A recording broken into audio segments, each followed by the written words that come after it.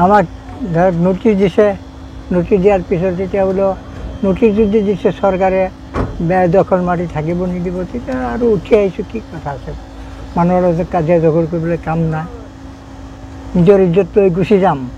আমি নগাক খেদি খেদিহে মাটি দখল কৰি ৰাখিছিলোঁ, নহ'লে অসমত আমি যেতিয়া 19 চনৰ গণ্ডগোল হৈছিলে তেতিয়া আমি ৰাজাভোগত গৈ পেলাই ৰেচন খাইছিলোঁ। আৰু এইটো ৰেচন খোৱাৰ টাইমতে তাৰ মানুহকেইটা দাফলাটিং ক'ত মেৰামাটিত গুচি গৈছে, আমি সিহঁতৰ তাতে থাকিছোঁ। গতিকে আমাৰ যিমান মানে যিমান আছে চবক দিছে। আমাৰ গৰীয়া মুছলমান আছে সিহঁতক দিয়া নাই। নেপালীক আমাৰ ওচৰত 4 ঘৰ আছিলে, এইকেইটাক দিছে আৰু বাকীটো দিয়া নাই।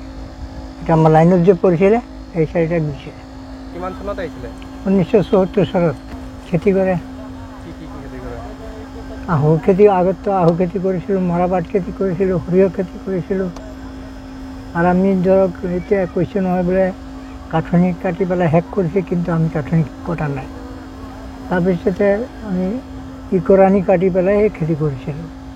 খেতি কৰাৰ পিছত যেতিয়া আমি নদীয়ে ভাঙি শেষ কৰি ল'লে, তেতিয়া মাটি কিনি লৈছোঁ আমি, বুজিছে। নেপালীৰ পৰা কিনিছোঁ, কিনি পেলাই খেতি কৰি খাই আছিলোঁ।